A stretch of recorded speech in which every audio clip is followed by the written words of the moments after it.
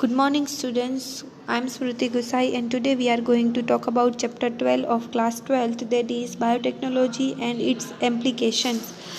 Biotechnology અને તેના પ્રયોજનો. બરાબર, અહીંયા કને ઓવરઓલ તમને ચેપ્ટર બહુ જ ઇઝી છે, એટલે ઓવરઓલ તમને કહી દઉં કે અહીંયા એ લોકોએ કીધું છે કે બાયોટેકનોલોજી છે એ આપણને ખેતીવાડીમાં કઈ રીતે ઉપયોગી છે, આપણા જીવનમાં એન્ટીબાયોટિક્સ તરીકે, મેડિસિન તરીકે કઈ રીતે ઉપયોગી છે, અને આ રીતે કઈ રીતે એનો એથિકલ ઇશ્યુ છે, અને એ બધું આપણને આ ચેપ્ટરમાં જોવાનું છે.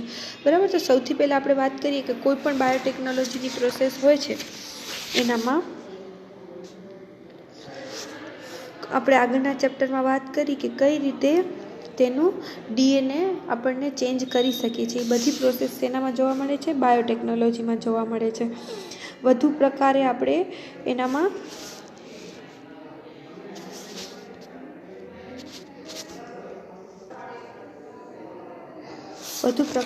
કઈ પ્રોસેસ એનામાં કરી શકીએ છીએ. બરાબર, હવે આપણે વાત કરીએ બાયોટેકનોલોજીકલ એપ્લિકેશન ઇન એગ્રીકલ્ચર. બરાબર, એટલે કે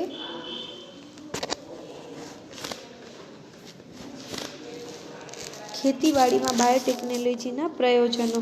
હવે અહીંયા કને આપણે વાત કરીએ કે કોઈ પણ આપણે અન્ન ઉત્પાદનના વધારવા માટે અહીંયા કને એ લોકોએ 3 એક્ઝામ્પલ્સ કીધા છે. Let's take to look 3 options that can be thought in increasing the food production. 3 પ્રકારના ફૂડ પ્રોડક્શન કીધું છે. First, agrochemical based agriculture.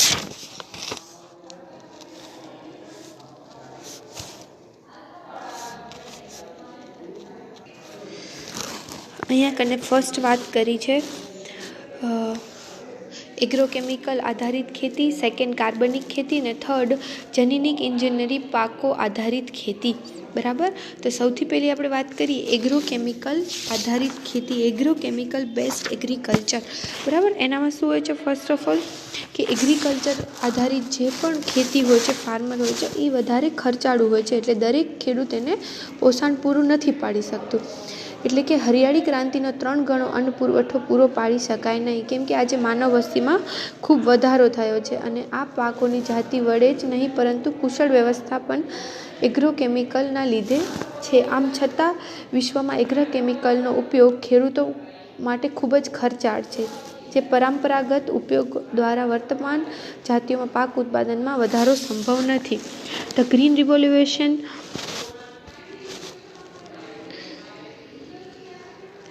The Green Revolution succeeded in a tripling the food supplying by yield, yet it was not enough to feed the growing the human population. Increasing the yield have partly been due to the use improved crop varieties, but mainly due to the use of better management practice and use agrochemical means fertilization and pesticides. However, for the farmers developing world, agrochemicals are often too expensive. બરાબર, બહુ જ ખૂબ જ expensive પડે છે, એટલા માટે એ process થોડી ખેડૂતોને ફાવટમાં નથી આવતી. હવે ખેડૂતોને કઈ રીતે પોતાનો ગ્રોથ કરવો, કઈ રીતે પોતામાં વધારો કરવો, બરાબર, તેની પ્રોડક્ટમાં કઈ રીતે વધારો કરી શકે, તો એના માટે GMO કરીને ઓર્ગેનાઇઝેશન છે, જેનેટિકલી મોડિફાઈડ ઓર્ગેનાઇઝેશન, જનીન પરિવર્તિત સજીવો. આ ઓર્ગેનાઇઝેશને શું કીધું કે સૌથી પહેલાં તમે અજૈવિક તાણ એટલે શીત, અછત, સાર, ગરમી સામે પાકોને વધારે સહિષ્ણુ બનાવવા, એટલે made crops for tolerant to abiotic stress, cold, drought, salt, heat, આ બધાથી બચાવીને રાખવાની પ્રોસેસ કરવાની. પછી જીવંત નાશ રસાયણકો સામે નિર્ભરતાથી ઘટાડવું, એટલે reduce reliance on chemical pesticides. Third, help in reduce post harvests loss, એટલે કે લણણી પછી નુકસાનને ઘટાડવા માટે સહાય કરવી. ફોર્થ છે increased in efficiency of mineral usually by plants, execution and fertility of soil. વનસ્પતિઓ દ્વારા ખનિજોમાં ઉપયોગની કાર્યક્ષમતા વધારવી. ખોરાકોનું પોષણકીય મૂલ્ય વધારવું, એટલે કે ન્યુટ્રિશન વેલ્યુ ઓફ ફૂડ એને વધારો કરવો. આ રીતે આમાં ફેરફાર કરી શકીએ છીએ. હવે અહીંયા કને લોકો એક બીટી વિશ કરીને, એટલે કે બીટી ફોર શોર્ટ, એટલે કે બેસિલસ થ્યુરીગિએન્સિસ, બરાબર, એટલે થ્યુરીગિએન્સિસ નામની એક પ્રોડક્ટ કાઢી, જેને એ લોકો શોર્ટ ફોર્મમાં બીટી કીધું, બરાબર.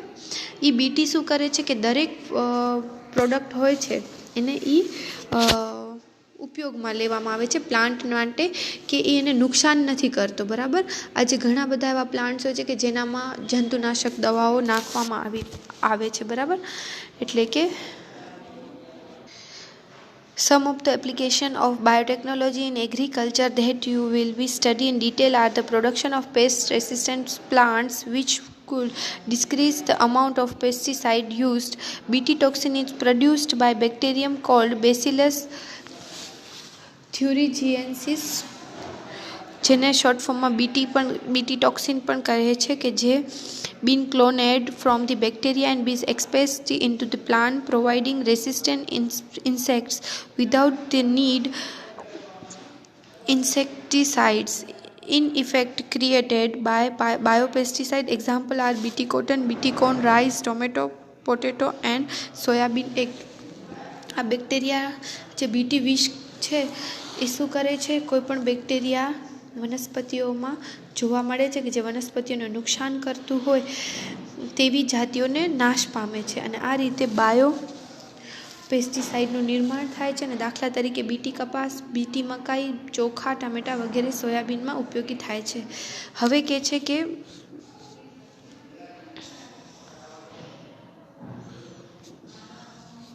બીટી કપાસ, બીટી કોટન કેટલીક જાતો પ્રોટીનનું નિર્માણ કરે છે. ચોક્કસ કીટકો જેવા કે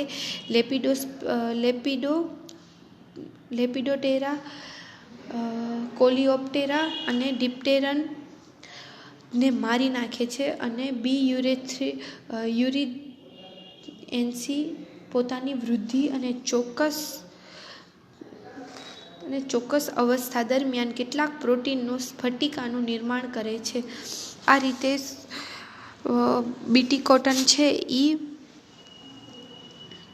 માખીઓ અને મચ્છરોની જે જાતિઓ છે એને મારી નાખે છે, અને પછી બીટી કોટન વર્ક કરે છે. એટલે કે એના માટે ઘણા બધા બીજા પ્રોડક્ટ્સ એડ કરવાની જરૂર નથી રહેતી, માત્ર આપણે બીટી કોટન એડ કરીએ તો પણ બધી જાતિઓ જે છે એ નુકસાન પ્લાન્ટને નથી કરતી, બરાબર. એનામાં ઘણી બધી છે, ક્રાયલેક,